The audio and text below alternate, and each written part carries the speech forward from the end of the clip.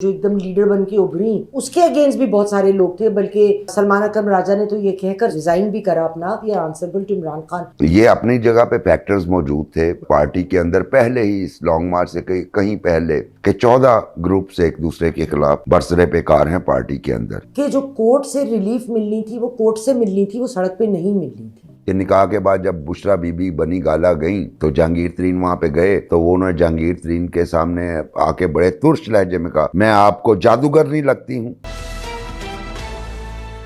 अस्सलाम वालेकुम ख़वातीन और हज़रात, प्रोग्राम और चैनल यास्मीन आफ्ताब अली के साथ मैं हूँ आपकी मेज़बान यास्मीन आफ्ताब अली।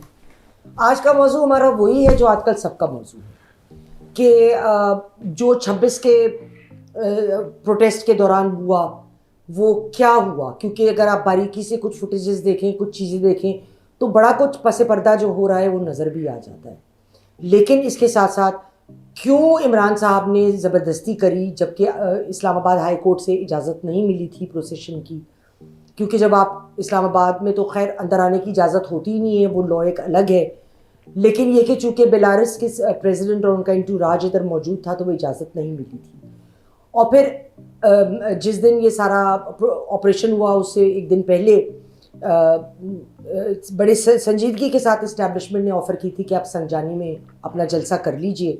अगर वो हो जाता तो पीटीआई की भी इज्जत रहती, प्रेशर भी रहता हुकूमत पर, शो ऑफ नंबर्स तो था ही और सारे मामला हल हो सकते थे। लेकिन ऐसा हुआ नहीं।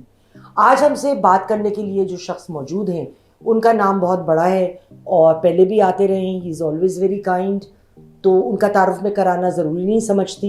उनसे हम आज बात करते हैं। हमारा प्रोग्राम ये 2 सेगमेंट्स पर मुश्तमिल है। इसी प्रोग्राम में नंबर 1 तो हम बात करेंगे कि जो 26 नवंबर का, हम 26 नवंबर में कह रहे हैं, बहरहाल आगे पहुँचते पहुँचते तो उसको काफ़ी टाइम लगा। जो एहतजाज था उसमें कुछ होने वाले वाक़यात कैसे पेश आए। लेकिन एक और चीज़ जो बहुत अहम है कि आगे क्या नज़र आ रहा है। अस्सलाम वालेकुम मुबश्शिर बुखारी साहब। वालेकुम अस्सलाम। कैसे मिजाज है? मैं बिल्कुल ठीक। Thank you so much for coming. बहुत Always शुक्रिया welcome. आपका। अच्छा, बात ये है मुबश्शिर साहब, पहला सवाल पूछने से पहले तो इधर उधर की बात न कर, ये बता के काफिला क्यों लुटा? तेरी रहबरी का सवाल है, हमें रहजनों से गरज नहीं। अब पहला सवाल सर मेरा आपसे ये है कि जो पार्टी लीडरशिप थी वो ये नहीं कि अभी से गायब थी, वो काफ़ी वक्त से गायब है। मतलब किधर गायब है? देखिए, ये सवाल बार बार रिपीट हुआ और बार बार इस पे डिस्कशन भी हुई। 2 सिनेरियोज हैं। एक तो पार्टी लीडरशिप पंजाब की और सिंध की गायब है, और दूसरा ये कि पार्टी लीडरशिप केपी की, वो भी मेनली गायब रहे लोग। दुरुस्त। अब दोनों में बहुत डिफरेंस है। केपी में पीटीआई की हुकूमत है, केपी में कोई रास्ता ब्लॉक नहीं था, केपी में हुकूमती मशीनरी उस सारे जलूस को सपोर्ट कर रही थी, उनके लिए लॉजिस्टिकल सपोर्ट फ्राहम कर रही थी, सिक्योरिटी फ्राहम कर रही थी। जो पहली रेजिस्टेंस उन्हें आई वो अटक ब्रिज क्रॉस करते हुए आई, यानी अटक तक आने में वो फ्री थे। फिर हमने कुछ लीडरशिप को देखा और बड़ी मुज़क्का-हेज़ बात है ये, वो जुलूस के शुरू में नज़र आई और उसके बाद वो गायब हो गई। मसलन आरिफ अलवी साहब, हमारे साबिक सदर, वो गाड़ी में नज़र आए एक वहाँ के मिनिस्टर के साथ, और उन्होंने भी वही नैरेटिव जो कि भाई अब निकल पड़े हैं और डू और डाई है, अब तो या मरेंगे या फिर कुछ इमरान खान को रिहा करके आएंगे, ये उनका बाकायदा इस तरह का साउंड बाइट चला। और उसके बाद वो गायब हो गए और उसके बाद वो सरफेस हुए एक्स के ऊपर, ट्विटर पे यानी, और एक नौजवान की फ़ोटो शेयर करते हुए, आह कितना खूबसूरत नौजवान था जो इनकी बर्बरियत की भेंट चढ़ गया। यानी उधर से गायब और आगे फिर ट्विटर पे उनका हुआ। शौकत यूसुफजई साहब सबसे ज़्यादा टीवी स्क्रीन ग्रैब की हुई उनके मिनिस्टर रहे हैं।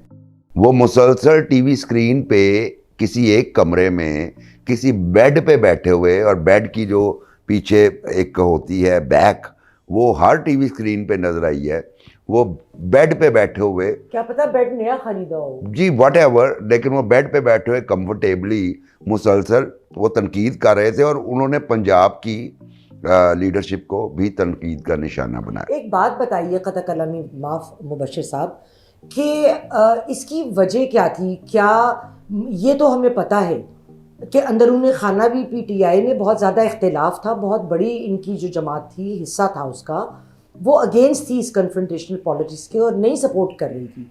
दूसरी बात ये भी बहुत ज़्यादा सुनने में आई कि बुशा बीबी के अगेंस्ट वो जो एकदम लीडर बन के उभरी, उसके अगेंस्ट भी बहुत सारे लोग थे, बल्कि सलमान अकरम राजा ने तो ये कहकर रिजाइन भी करा अपना कि जो बीबी बुशा बीबी ने कंटेनर से बयान दिया कि ये बेशरम लोग, बेगैरत लोग, तो उन्होंने कहा कि we are answerable to Imran Khan, we are not answerable to her. तो इस किस्म की भी बड़ी फीलिंग्स इनके अगेंस्ट पार्टी में, तो क्या वजह थी या मिली जुली कोई वजह थी इस तमाम? जी, ये अपनी जगह पे फैक्टर्स मौजूद थे पार्टी के अंदर पहले ही, इस लॉन्ग मार्च से कहीं पहले, बल्कि मैं उसको लिख भी चुका हूँ कि 14 ग्रुप्स एक दूसरे के खिलाफ बरसरे पेकार हैं पार्टी के अंदर। और उसमें यानी आप एक करें कि Punjab group, Sindh group, KP group, Balochistan group का मुझे अंदाज़ा नहीं है, उसके बाद केपी ग्रुप के अंदर ग्रुप, पंजाब ग्रुप के अंदर ग्रुप और सिंध ग्रुप के अंदर ग्रुप, इस तरह की सूरत हाल। एक तो ये, दूसरी बात आपकी ठीक है कि बुशरा बीबी सडनली आई और उन्होंने वो टेक ओवर करने की कोशिश की जिसपे लीडर्स को रिजर्वेशन थी। फिर दूसरा अली अमीन गंडापुर के अपने हवाले से वो शदीद उनके असद कैसर साहब से उनके चल रहे थे और आतिफ खान से उनके मसाइल चल रहे थे, ये भी रीज़न थी। तो अंदर की कन्फ्लिक्ट भी, लेकिन सबसे अहम बात पंजाब के लीडर्स को, अब ये बुशरा बीबी ने क्या नैरेटिव बिल्ड करने की कोशिश की, इसे कहते हैं मतलब एक बंदा जिसका कोई सियासी बैकग्राउंड नहीं है, जिसका विजन भी कोई नहीं है, और उन्होंने शायद किताबें भी चंद एक ही पढ़ी हों, सिवाय मुवक्कलात के उन्हें कुछ नहीं आता, या लोगों को ये यकीन दिलाने के कि मेरे पास मुवक्कलात हैं। मसला ये है कि लीडरशिप क्वालिटी में ये है कि तमाम जो धड़े हैं उनको यकसां बुनियाद पे ट्रीट करें और उनको साथ लेके चलें। आप जब एक आपने सूबाई असबियत का नारा भी उधर एक बुलंद किया कि पश्तून कौम एक गयूर कौम है, ये 70 साल से अपने गयूर होने का मुजाहरा कर रहे हैं, इसका मतलब क्या हुआ? बाकी जो कौमें हैं वो गयूर कौमें नहीं हैं, सीधा सीधा।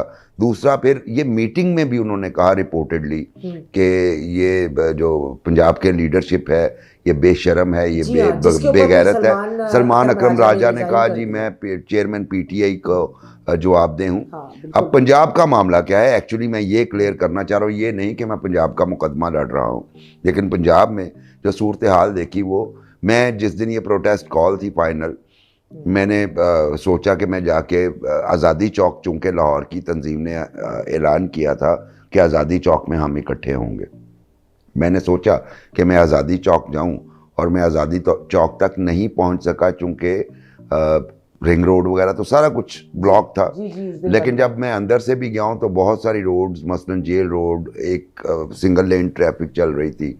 उसके बाद दाता दरबार के पास कंटेनर आके रोड ब्लॉक्स कर दी। अब वही कलर मैंने ले लिए और उसी पे मैंने स्टोरी रन कर ली। लाहौर में आने वाले जाने वाले तमाम रास्ते ब्लॉक, लाहौर के गिर्द जो रिंग रोड घूमती है, जो लाहौर के शहरियों के लिए ठीक है, वो मोटरवे को जाके टच करती है, वो ब्लॉक, उस पर ट्रैवल की इजाज़त नहीं थी। उससे पहले बहुत सारे लीडर्स के घरों पे छापे भी पड़े, ठीक है, वो अंडरग्राउंड हो गए। और अब बहुत सारे लीडर्स ने जब कोशिश की तो वो गुजरांवाला में जैसे उन्हें गिरफ्तार कर लिया गया। सो ये था कि पूरा पंजाब चौक हुआ था और पहुंचने का कोई रास्ता नहीं था लीडरशिप के पास। लेकिन जैसे एक मेरे जानने वाले हैं, वो गए थे कायद आज़म मज़ार पे, कायद आज़म मज़ार के लिए, ये मीनार पाकिस्तान पे, माजरत चाहती हूँ। तो वहाँ पे कहने लगे कि 200-250 शायद 300 होगा, 350 अफराद होगा। लेकिन यहाँ पे मीट पॉइंट कहा था सलमान अकरम राजा ने कि मैं आऊँगा और मैं लीड करूँगा पार्टी को के मेंबर्स को, लेकिन ही डिडंट शो अप। हालांकि उनके घर कोई रिपोर्ट ऐसी नहीं आई कि उनके घर कोई छापा पड़ा हो उनके लिए या कोई ऐसा मामला बना हो। तो अगर वो आ जाते और अगर कोई मुख्तलिफ शहरों में लोग जा नहीं भी सकते थे बाहर, तो एक जगह पे वो बॉडीज की बात होती है ना जी, कि उनकी प्रेजेंस, और मीडिया तो हर जगह कवर कर रहा था, तो वो कवर कर लेते तो वो एक प्रेजेंस तो हो जाती, उनका एक हिस्सा डल जाता, आप ये तो वो भी नहीं हुआ। बिल्कुल ठीक बात है। आप ये देखिए कि वो 200-250 बंदा जो है उनमें कोई आपको प्रोमिनेंट बंदा नजर नहीं आएगा। नहीं, वो नहीं था, और आम आदमी था आपका। मैं वही अर्ज करता हूँ, उसके इर्द गिर्द मीनार पाकिस्तान के इर्द गिर्द बहुत डेंसली पॉपुलेटेड नेबरहुड्स हैं, और वहाँ से 200-250 बंदा अगर पीटीआई का निकल आया तो उसमें कोई वो अचंभे की बात नहीं है। अलबत्ता जो मैंने आपसे अर्ज किया, सलमान अकरम राजा जो हैं वो अपनी गाड़ी में अनारकली और इधर उधर फिरते रहे। अलबत्ता जब वो दोबारा गए वो भी दाता दरबार के पास, तो आगे रास्ते ब्लॉक थे, और हाँ उन्हें ये करना चाहिए था, वहाँ बाहर खड़े होकर नारे लगा के गिरफ्तार हो जाते, उनकी फेस सेविंग हो जाती। यहाँ पे वो थोड़ा सा गलती कर गए, क्योंकि ये बात ठीक है कि रास्ते ब्लॉक थे, वो नहीं पहुँच सकते थे, लेकिन कम अज़ कम वो इस मौके को बड़े अच्छे तरीके से जो है यूटिलाइज कर सकते, कैपिटलाइज कर सकते थे, अगर सही लफ्ज। और वो अगर वो दाता दरबार के बाहर ही खड़े होके अकेले ही नारे शारे लगा रहे, पुलिस वालों ने पकड़ लेना था, खबर भी बन जानी थी और फेस सेविंग भी हो जानी थी। लेकिन वो चूंकि उनका भी अभी देखिए तजर्बा नहीं है एक्टिविज़म का, बड़े शानदार लॉयर हैं और इमरान खान के ज़ाती दोस्त हैं, बल्कि बड़े करीबी दोस्त हैं। तो ये अब तजर्बे से बात आती है, तो आने वाले दिनों में ये तजर्बा उनके लिए अच्छा होगा। अच्छा मुबश्शिर साहब, ये बताइए कि अगर इमरान खान साहब ने बैरिस्टर गौहर को और बैरिस्टर सैफ को कहा कि आप संजानी में जो है वो पड़ाव कर लें और ना जाएं डी चौक, जो आखिरी दिन इस्टेब्लिशमेंट की मेरे ख्याल में बड़ी सिंसियर कोशिश थी कि वो वहाँ रुक जाते, बल्कि नजम सेठी साहब का मुझे तज्जिया मैंने सुना और मैंने कहा आपकी गोशगुजार वो करूँ थोड़ा सा, यकीनन आपने भी सुना होगा। उनका कहना ये था, और ये तो पहले भी हमने बात सुनी और मैंने सुनी एक अपने ज़राए के ज़रिए, कि अमीन अली गंडापुर और बुशरा बीबी को जो बाहर निकाला गया वो इस अंडरस्टैंडिंग पे निकाला गया कि वो इमरान साहब को सो टू स्पीक अकल देंगे, ज़रा कंट्रोल करेंगे या कोई ज़रा समझदारी का सबक देंगे। और इस वक्त भी इनका ये ड्यूटी थी कि संजानी के ऊपर जो है इनको रुक जाएंगे, उसको उस पर मनाया जाएगा। और बैरिस्टर सैफ ने अपने टेलीविज़न पे एक बयान में कहा था कि उनको मुश्किल था थोड़ा कन्विंस करना इमरान साहब को, लेकिन बहरहाल एल बाइट रिलक्टेंटली वो मान गए थे। तो लेकिन अगर वो मान गए थे और अगर फ़र्ज़ करिए कि इनका अपना इस्टेब्लिशमेंट के साथ भी एक अंडरस्टैंडिंग थी कि ये संजानी पे रुकवा लेंगे, तो नजम सेठी साहब का ये तज्जिया था कि वो आउट ऑफ स्क्रिप्ट चली गई वरना ऑपरेशन ना होता। तो क्या आपके ख्याल में इनको इनके किसी मोकल ने इत्तला दी थी कि वहाँ जाएंगे तो कामयाबी मिलेगी डी चौक? ये सियासी नापुख्तगी का मुजाहरा किया, और जो लोग ये समझते हैं कि बुशरा बीबी और अली अमीन गंडापुर जो हैं वो किसी को अकल दे सकते हैं, तो उनकी अकल पे मैं मातम करने को दिल करता है।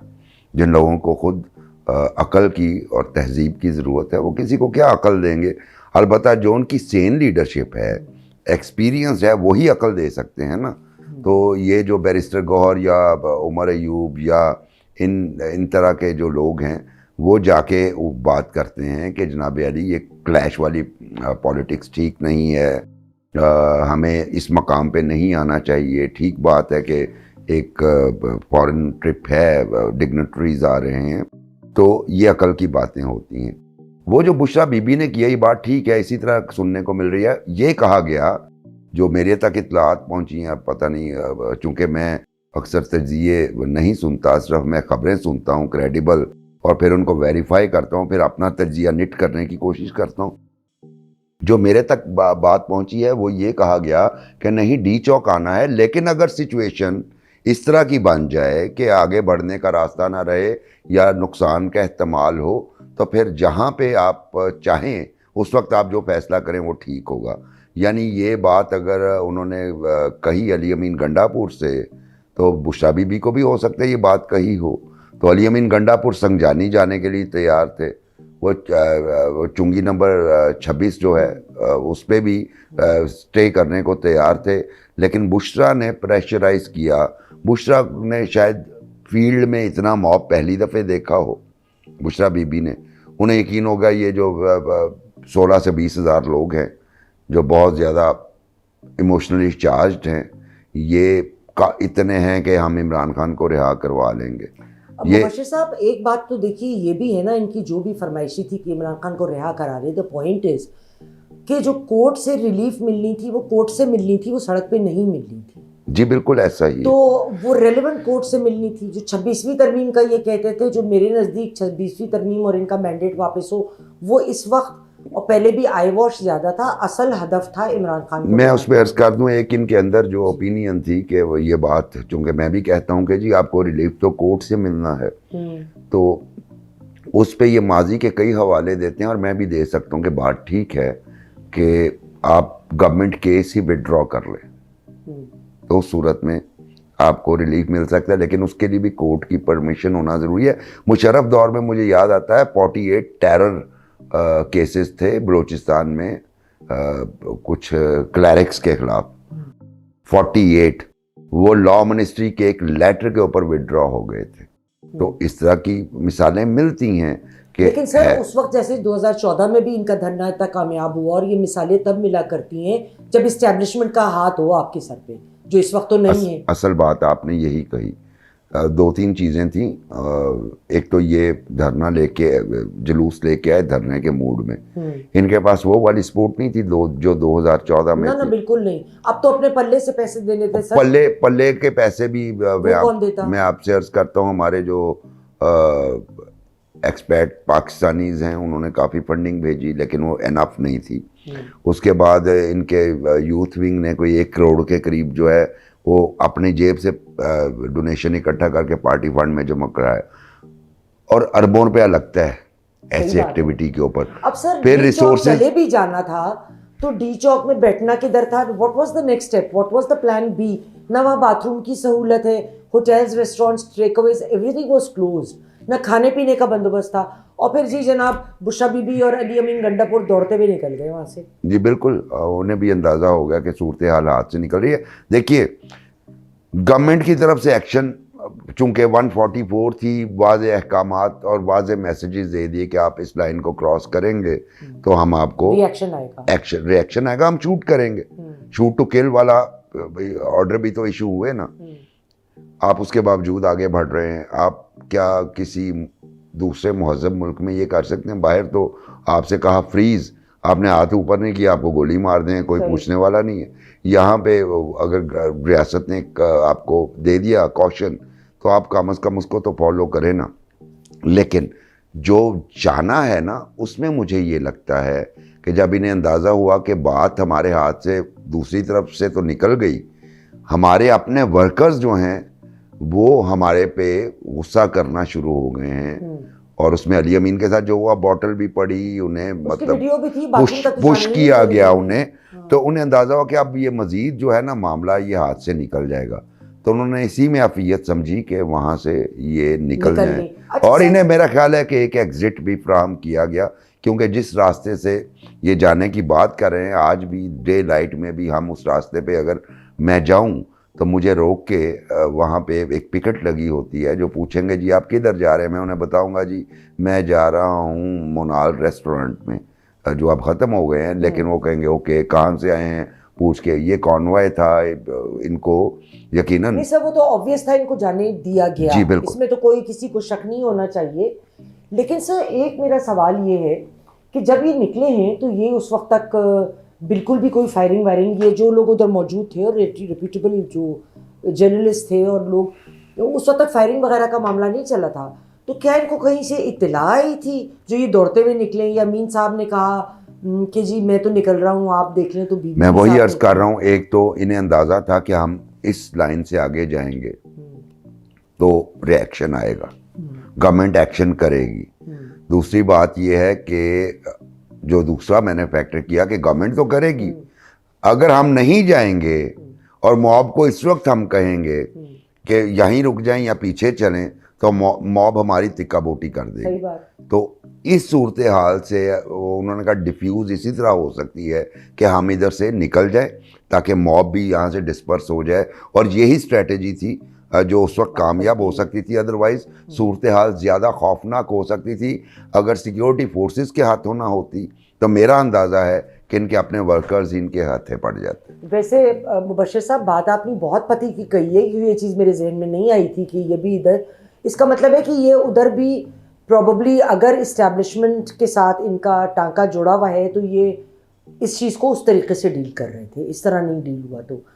तो इस सूरत में जब ये निकले हैं मुबश्शिर साहब, और जब उसके बाद से अगले दिन एक प्रेस कॉन्फ्रेंस से खिताब किया अली अमीन गंडापुर ने, तब भी कोई लाशों का जिक्र नहीं था, उसके आगे भी कुछ वक्त तक नहीं था। फिर एकदम इन्होंने कहा जी इतनी लाशें, इतने लोग मर गए, हो सकता है कोई एक दो ऐसा हुआ हो, लेकिन देखिए आपको याद होगा बेनज़ीर भुट्टो साहिबा जब शहीद की गई थी तो वो सड़क खूनम खून थी, एक बंदे का खून था। और वो जब धुलवाया वुलवाया गया था, I was very young then, but I remember कि बड़ा शोर हुआ था कि किसके ऑर्डर से हुआ और क्यों हुआ, क्योंकि वो तो एविडेंस था। तो जहाँ पे इतने लोग गिर गए और उनकी लाशें हो गई, तो क्या वो खून समेट के या इतने नीटली और क्लीनली गिरे या मरे, अल्लाह माफ़ करे, कि मतलब एक बूंद कहीं नहीं, मुझे समझ नहीं आई ये बात। बेनज़ीर भुट्टो जब शहीद हुई थी वो उसमें उन पे गन फायर किया गया पीछे जीप से।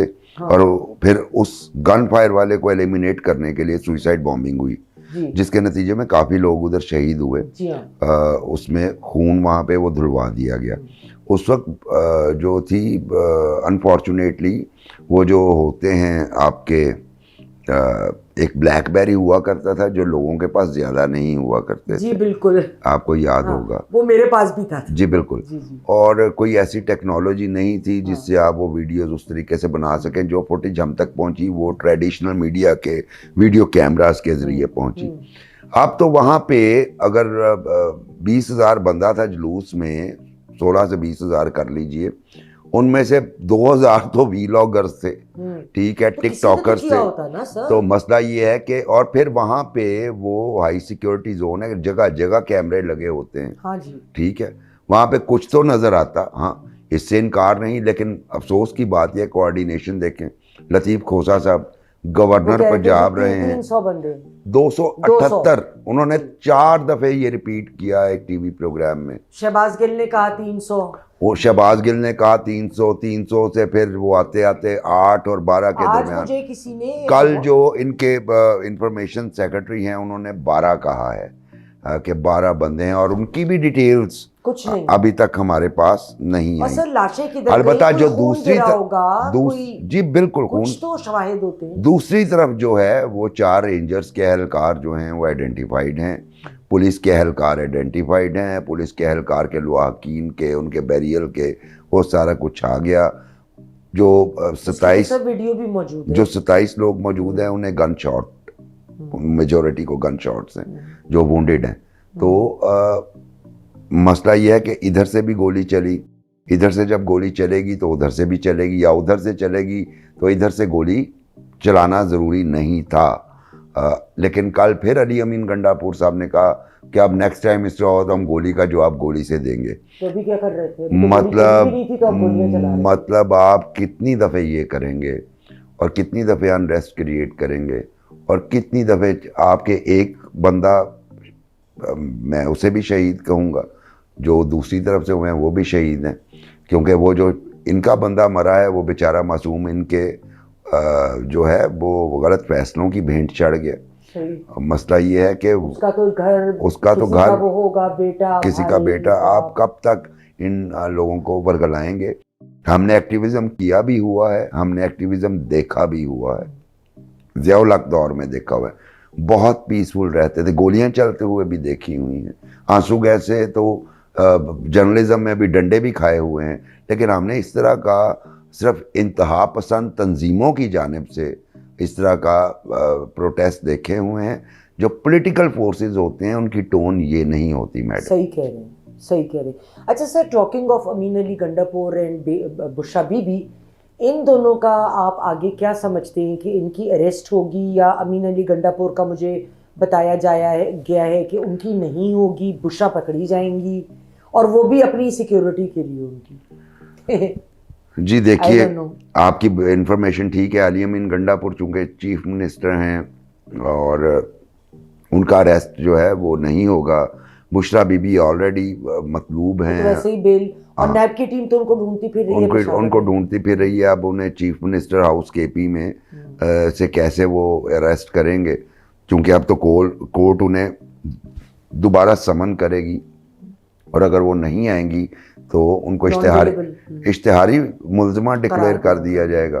तो ये उनके लिए मज़ीद आगे जो है वो मसाइल हैं। लेकिन बुशरा बीबी के साथ मुझे जो है हमदर्दी है कि उन्होंने जो अपनी पहली अपीयरेंस दी उसमें उनके जो एक इंजन है ना वो पहले ही हो गया, कुछ वो फ्लैट हो गया, मतलब वो टेक ऑफ उनका ठीक नहीं था। By the way this is the fastest rise and fall of a political career. Very well said, बिल्कुल ठीक है। फास्टेस्ट राइज और फॉल दोनों इकट्ठे ही हुई, लेकिन मेरा ख्याल है उसमें उनकी जो सीमाबी कैफियत, सीमाबी नेचर है ना, यानी पारा मरकरी लाइक, वो उस आड़े आई। अगर वो पेशेंस से काम लेती तो अपने आप को ज़्यादा बेहतर तरीके से लॉन्च कर सकती थी। वही आप वाली बात मुबश्शिर साहब, वो ना तजर्बाकारी। जी बिल्कुल, पॉलिटिकली शी डिडंट नो कि और किस सिचुएशन में क्या रिएक्ट कर। अब सूरत, और ये भी बात मैं आपको बता दूं, और इंतहाई क्रेडिबल सोर्सेज, और ये मैंने लिखा भी द न्यूज़ ऑन संडे में ये मार्च से पहले कि ये जो मुखासमत चल रही है इमरान खान की बहनों में और इमरान की वाइफ में, इसमें अपनी जगह पे लीडर्स अपनी जगह पे, लेकिन इमरान खान जो हैं वो बुशरा बीबी की साइड पे हैं। वो उनके अगेंस्ट कोई बात नहीं सुनेंगे, ठीक है, बिल्कुल कभी नहीं सुनेंगे। तो अब सूरत हाल बदल चुकी है। इमरान खान के कानों में अब वही बातें पड़ेंगी ना, इमरान कानों के कच्चे हैं, जिसने जो बात कह दी तो अब वो सुनेंगे। अब कल तो वो जो उनकी दूसरा जो हमशीरा नॉर्मली नज़र नहीं आती रुबीना खान, उनका भी स्टेटमेंट आ गया, और जो लीडर्स का अपनी तरफ से है वो भी है। तो इमरान खान अब या तो अपनी पार्टी बचाएंगे या फिर अपनी वाइफ की इमेज ग्रूमिंग करते रहेंगे। दो ही ऑप्शन उनके पास है। मेरे ख्याल में पार्टी बचाने की कोशिश करेंगे, लेकिन आई डोंट थिंक वो बीबी के अगेंस्ट अपनी जाने वाले। मेरा ख्याल है कि वो चूंकि अब मुवक्कलों वाला जो सहर तारी किया हुआ था वो तो ख़त्म हो गया। देखिए उन्हें कहा गया कि आप मुझसे शादी करेंगे तो आप प्राइम मिनिस्टर बन जाएंगे। वो मुवक्कल जो थे उनका नाम था फैज़ हमीद साहब। अब फैज़ हमीद साहब का भी फैसला कल आज में आपको तो कर लेनी चाहिए, और वो मुवक्कल अब गायब हो चुके हैं। और उसके बाद से लेके अब तक नो कॉन्फिडेंस कामयाब हुई, सजाएं हुई, May 9 हुआ, वर्कर्स को अरेस्ट किया गया। अब उनके मुवक्कल काम नहीं कर रहे, तो उनके मुवक्कल आउटडेटेड हो चुके हैं। तो या तो वो मुवक्कलीन को काबू करने के लिए कोई नया अमल करें, जंगलों में जाएं और कोई टफ किस्म का अमल करें, और या फिर ये है कि खामोशी से घर बैठ के खानादारी करें, अपनी शादी बचा लें। कि आगे एक तो मैं इन दोनों चीज़ों को अब अलग देखती हूँ, इमरान खान साहब का और पीटीआई, ये दोनों अलग चीज़ें भी हो सकती हैं और इकट्ठे भी हो सकती हैं। मुस्तकबिल आप क्या देखते हैं? देखिए मैं ज़ाती तौर पे ये समझता हूँ कि अगर कोई ये तजर्बा करने जा रहा है कि पीटीआई को बैन कर दिया जाए या इमरान को माइनस कर दिया जाए, तो ये तजर्बा कामयाब नहीं होगा, माजी में कभी भी नहीं हुआ। ठीक है, और उसमें आप काट काट मजीद बढ़ा देंगे। अगर आप ये सोच रहे हैं जैसे गवर्नर राज की बातें हो रही हैं, तो आप मजीद अपने आप को डैमेज करेंगे। मैं पॉलिटिकल गवर्नमेंट की बात कर रहा हूं। ताल्लुक है ना, वो किसी और पार्टी के नाम से भी आ सकते हैं, रीसर्फेस हो जाते हैं। और फिर असल मसला ये है कि उनकी सपोर्ट वोटिंग बैंक तो अपना है ना अपनी जगह पर। जी बिल्कुल है। तो जब तक वो रहेगा और जब तक लोग खुद ही एहसास ना करें कि भाई हमारे साथ बार बार हैंड हो रहा है। मैं आपसे एक अर्ज करूं, अब इमरान खान का नाम पीटीआई है और पीटीआई का नाम इमरान खान है। सही। आप इमरान को माइनस करके पीटीआई नहीं चला सकते। ये बताइए फिर इनका आगे आपको मुस्तकबिल क्या नजर आ रहा है? मुझे मुस्तकबिल अभी तो कोई ताबनाकी नज़र नहीं आ रही। हाँ, अगर मैं ये मशवरा भी है और मेरी ख्वाहिश भी है कि वो ये करें, अगर वो पॉलिटिकल बिहेव करके डायलॉग्स के ज़रिए अपने मसाइल हल करते हैं, और ये जो प्रोटेस्ट वाली सियासत है इसको छोड़ के विजडम वाली, रीजन वाली, दलील वाली और डेमोक्रेटिक सियासत करते हैं तो इमरान खान का मुस्तकबिल बहुत ताबनाक हो सकता है। मगर मुबश्शिर साहब एक बात सुनिए, नंबर एक तो ये है कि वो किसी की बात तो बिल्कुल सुनते नहीं हैं। जी 5 दफे मैं उनको भी ये बात कह हाँ, चुका बिल्कुल हूँ। नहीं सुनते, बिल्कुल नहीं सुनते हैं। वो अपनी ही अकल पे भरोसा करते हैं और आपने बिल्कुल दुरुस्त फरमाया है कि वो कानों के ना काफी कच्चे। कच्चे हैं। तो उनको वक्ती तौर पे जो उनसे क्लोज होगा, वो जो बात करेगा, वो उस बात को लेके अपने पल्लू से बांध लेते हैं। आजकल तो वो खुद बेगम के पल्लू से बंधे हुए हैं, तो वो जो भी उनको कह दें तो वो उसको सही समझते हैं। और जो भी उनके बेगम के अगर एंटाई जाएगा, देखिए ना आसिम मुनीर साहब के साथ क्या हुआ था, उनका यही कसूर था ना कि उनके पास वीडियोस, ऑडियोज और डॉक्यूमेंट्री आसिम प्रूफ मुनीर आया था। साहब तो बड़ी बात की बात है मैम। हाँ। आसिम मुनीर साहब तो दोस्त भी नहीं थे। आसिम मुनीर तो DGISI थे। आप जहांगीर तरीन की मिसाल सामने लीजिए। हाँ, जहांगीर तरीन जिसने पार्टी के लिए अपना पैसा वाकई में पानी के लिए बहाया, वो एक अच्छी जिंदगी गुजारने वाला बंदा है। बड़ा पैसा है, सारा वक्त, पैसा, प्लेन, इमरान से दोस्ती, और उस दोस्त सारे को रिसोर्सेज उनके इनके उस साथ दोस्त थे। को ना सिर्फ दोस्ती उसकी फारिग करवाई, बल्कि यहाँ तक कि उसको डिस्क्वालीफाई भी करवा दिया जी हाँ। जिंदगी भर के लिए। वो तो शुक्र है कि बाद में thanks to supreme court of Pakistan कि उन्होंने वो लाइफ डिस्क्वालिफिकेशन वाला ख़त्म कर दिया, वरना वो बेचारे तो बुशरा बीबी के भेंट चढ़ गए थे, क्योंकि उस फैसले के पीछे भी साकिब निसार और फैज़ हमीद थे। ठीक है, इमरान खान बचा लिया, सादिक अमीन डिक्लेयर कर दिया जहांगीर तरीन को, तो ये बुनियादी तौर पे उसे पनिश किया गया था कि बुशरा बीबी के ख़िलाफ़। तो उन्होंने भी इमरान से कहा यार ये ड्रामा है, ये मोकलात वगैरह कोई चीज़ नहीं है, ये ड्रामा है, और ये अगर है तो फिर जादूगर नहीं है। तो ये उस वक्त रिपोर्ट भी हुआ और हमने वेरीफाई भी किया कि निकाह के बाद जब बुशरा बीबी बनी गाला गई तो जहांगीर तरीन वहाँ पे गए, तो वो उन्होंने जहांगीर तरीन के सामने आके बड़े तुर्श लहजे में कहा मैं आपको जादूगर नहीं लगती हूँ, देख लें जादूगरनी को। ठीक है, तो उस पर जहांगीर तरीन ने कुछ कहा तो फिर उन्हें पे बैक करना पड़ा उस सारी चीज़ों का।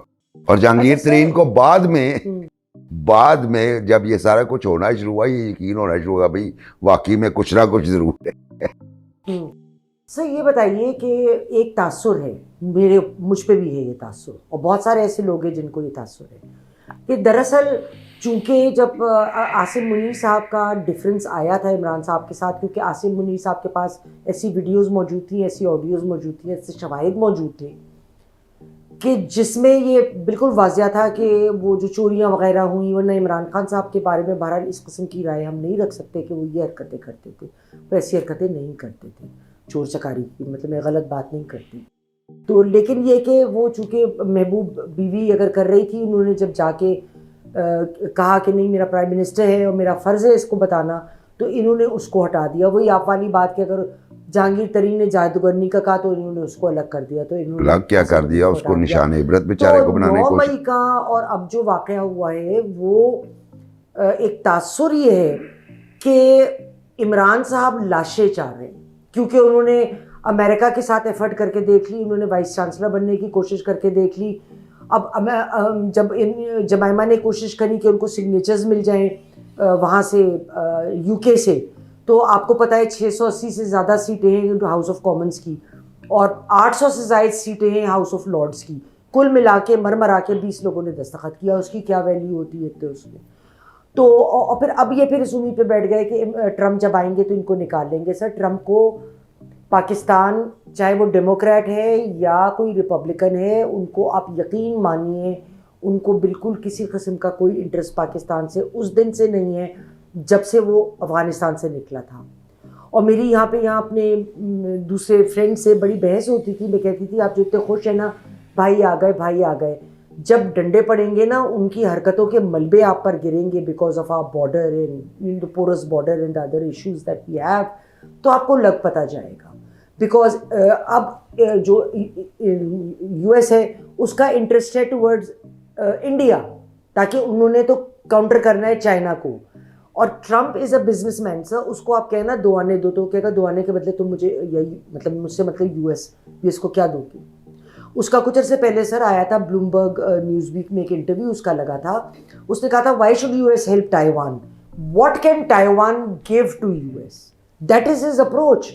तो इनकी ये एक्सपेक्ट करना कि जी ट्रम्प आके इनको निकाल लेंगे, और मुझे मेरे बहुत सारे फ्रेंड्स जो अमेरिका में उन्होंने बताया कि ज़्यादातर जो डायस्पोरा है आपका वहाँ का, उन्होंने इस उम्मीद पे ट्रम्प को सपोर्ट किया और वोट किया है कि वो जब आएंगे तो इमरान को निकालेंगे।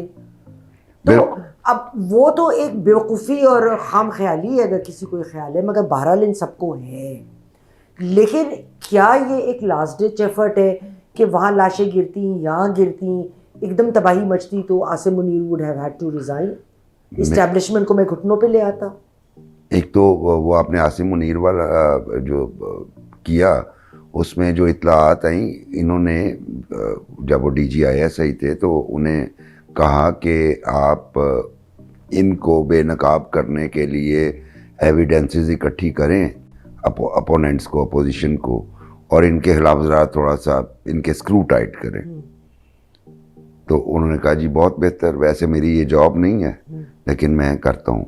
मीनवाइल उन्हें अंदाज़ा हुआ कि जो खातून अव्वल हैं बुशरा बीबी, वो कुछ बिजनेसेस में इन्वॉल्व हैं, जिसमें उस्मान बुज़दार चीफ मिनिस्टर पंजाब और गोगी वाला मामला, और वो फिर उन्होंने कहा जी वो तो मैं करूँगा, ये आपके गोशगुजार इसलिए करना है कि आप प्राइम मिनिस्टर हैं, तो आप ये चीज़ें ठीक करें कि ये आपके ख़िलाफ़ जाएंगी। अच्छा, ये किसी भी अच्छे बंदा यही एडवाइस कर सकता था, तो उसको ये माइंड कर गया और उन्हें रिमूव कर दिया। और उसके बाद May 9 को भी उनको यही अंदाज़ा था और उन्हें यकीन दिलाया गया था, और मेरा ख्याल है वो जनरल फैज़ हमीद साहब की तरफ से दिलवाया गया हो कि आप बेफिक्र हैं, मुल्क में इनकलाब आ जाएगा। और इसीलिए कब जरूरत होती है, किसकी सोच होती है कि कोर कमांडर हाउस रहेगा? नेवर। सारे प्रोटेस्ट लाहौर में पंजाब असम्बली के सामने होते हैं, और उसके बाद एक लिबर्टी में, हाँ जी बिल्कुल, एक लिबर्टी चौक होते हैं और पंजाब असम्बली होते हैं। ठीक है, किसकी सोच थी? आप लिबर्टी चौक जमा हुए, आप पंजाब असम्बली जमा हुए, वहाँ से आपने मार्च करना शुरू कर दिए। मतलब आपके लीडर्स इतने भोले हैं। मुझे तो हैरानगी है कि इनके अपने व्हाट्सएप ग्रुप्स में मैसेजेस आ रहे थे, congratulation, hurray, we have entered the core commander house in Lahore. ठीक है, और एक दूसरे को कॉन्ग्रेचुलेट कर रहे थे। आज मुकर रहे हैं कि नहीं जी हम तो थे ही नहीं। आप बात करते हैं वो अली नासिर रिजवी IG इस्लामाबाद, उन बेचारे की एक आंख जो है वो इनके पथराव के नतीजे में ज़ाया हो चुकी है। एक और ASP की अब इस पथराव के नतीजे में ज़ाया हो गई है, जिसको लाहौर शिफ्ट किया गया है। मल्टीपल सर्जरीज अब होंगी, आंख बचाने की कोशिश की जाएगी। तो मतलब किस मुंह से? ये बात आपकी ठीक है, इमरान खान साहब जो हैं वो ये चाहते हैं कि कुछ बंदे मिल जाएं कोई, ताकि उसको एक मैस रिएक्शन आए और मुल्क की गलियों में खून बहे और फिर इनकलाब आ जाए। उन्हें अब यही सूरत नज़र आती। अच्छा सर, एक मैं आखिरी सवाल जो आपसे करना चाह रही हूँ वो बल्कि सेकंड लास्ट एक सवाल मेरा और है। नजम सेठी साहब ने अपने एनालिसिस में ये दिया कि 3 महीने में इमरान साहब को तमाम केसेस में बेल्स मिल जाएंगी और उनको कहा जाएगा अच्छे बच्चे बनो, अच्छे बच्चे बन जाएंगे। जी, बेल्स तो इमरान खान का हक है, किसी भी मुल्जिम का हक होता है। नहीं मतलब वो जेल से निकल आएंगे, वो बेल मिलेंगी, जेल से निकल आएंगे, केसेस चलते रहेंगे उनके, फिर उन पे फैसले मगर आपका ख्याल है कि वो जेल से निकलेंगे? अल्टीमेटली इतने पॉपुलर बंदे को आप कितना अरसा जेल में रख सकते हैं? और बार बार आप जब डिमांड आना शुरू हो जाए और उन्हें ये कहा जाए कि अच्छे बच्चे बन जाओ, वो अच्छे बच्चे भी बन जाएंगे। ये इसके मामले में मुझे डाउट है कि वो, क्योंकि वो कहते मैं आखिरी गेंद तक लड़ता हूँ। उनकी नेचर में जो है वो रेजिस्टेंस है, फाइट है। और फिर ये है कि उनकी नेचर में एक और चीज़ भी है कि जो उन पे मेहरबानी करे सबसे पहले उसी को ही फारिग करवा दो। आप क्रिकेट से स्टार्ट कर लीजिए। माजिद खान इन्हें कैप्टन बनवाने में जावेद मियांदाद के खिलाफ रिवोल्ट किया था, और जब ये कप्तान बने थे तो उनके करियर का ही खात्मा कर दिया। सो ये तो उनका जहांगीर तरीन वाला मामला भी आपके सामने है। बाकी लोग भी जो इनको लेके आए, वहाँ जनरल बाजवा एक बहुत बड़ा नाम है जो इनको लेके आए। तो क्या हुआ, वो अपनी जगह पे हैं बातें। लेकिन जो आपका सवाल है, 2-3 माह में या इनकी कन्विक्शन होएगी या ये बेल पे बाहर आ जाएंगे और इनके केसेस मतलब चलते रहेंगे। ये इनडेफिनेट नहीं चलेगा कि जेल में पड़े हुए ना कन्विक्शन हो रही है और नहीं, ये नहीं होगा। नहीं कन्विक्शन होगा। अगर क्राइम किया है तो सजा मिलनी चाहिए, जिसका बिल्कुल। मैं कायल हूँ, और अगर नहीं किया तो फिर रिलीज करना चाहिए। सर एक आखिरी सवाल पे हम प्रोग्राम ख़त्म करते हैं कि ये जो इतना फियास्को अभी सब हो रहा है, गलती पे गलतियां, ये नहीं कि अभी हो रही हैं, इमरान साहब खुद भी करते आ रहे हैं, जब वो बाहर थे तब भी कर रहे थे। तो क्या इसकी एक वजह ये है कि इनके पार्टी में किसी किस्म की कोई लीडरशिप का फुकदान है क्या? मतलब देखें ना, अब जैसे इस क्रूशल मौके पे उनको कोई अपनी पार्टी में नज़र नहीं आया जिस पे वो भरोसा कर सके, तो एक नातजर्बाकार औरत जिसका तजर्बा नहीं है पॉलिटिकल इन मामलात में, उसके हाथ में दे दिया। तो क्या इसकी एक बड़ी वजह ये है कि जो ये आगे अब इन लोगों को तो और क्योंकि अभी जैसे 8 जमानतें थी इमरान खान की पेंडिंग में, उन पे हेयरिंग हुई तो 8 की 8 उनकी नामंजूर हो गई, कैंसिल हो गई। जी बिल्कुल। मैं अर्ज करूं, मैंने जब करीब से देखा है तो इमरान खान को हॉकिश किस्म के लीडर्स जो हैं वो पसंद हैं। उन्हें कोई ठहराव वाला, तहम्मुल वाला और विजडम वाला, माफ़ कीजिएगा अगर ये बात पीटीआई के चाहने वालों को बुरी लगे तो, जस्टिस वजीउद्दीन को कैसे मैं वही कह रहा हूँ, वो लीडर्स इमरान खान को नहीं चाहिए। अब आप जितने देखें, मसलन इमरान खान एक कितने स्टैचर का बंदा और एक आम से विजन वाला बंदा थपथपा के पीछे से कह रहे हैं इस्लामी टच दें, इस्लामी टच दें, और इमरान खान उसकी बात मान रहे हैं। विजडम वाला बंदा ये कह रहा है परवेज इलाही कि आप पंजाब हुकूमत ना तोड़ें, आपको नुकसान होगा, आपके लिए एक सेफ प्लेस है पंजाब, अगर आप हुकूमत में हैं इधर, उसकी बात नहीं सुनी। इससे ये साबित होता है कि उन्हें आप वो हॉकिश एडवेंचरस लोगों को पसंद करते हैं। ये पॉलिटिक्स है, ये शिकार नहीं है, ये क्रिकेट मैच नहीं है कि आप रिस्क लें, स्लिप से फील्डर निकाल के उधर ले जाओ, ये नहीं है, ये पॉलिटिक्स है। इसमें तहम्मुल और पीछे आपके माइंडसेट में ये होना चाहिए ये गेम ऑफ को एग्जिस्टेंस है। इसमें आपको दूसरी पार्टीज के साथ एग्जिस्ट करके चलना पड़ता है, दूसरों के वजूद को तस्लीम करना पड़ता है, दूसरों को स्पेस देनी पड़ती है। तो ये वाली बात, आप जितने लीडर्स हैं आप छान के देख लीजिए, जो हॉकिश है वो करीब है, जो वाइज है वो दूर है।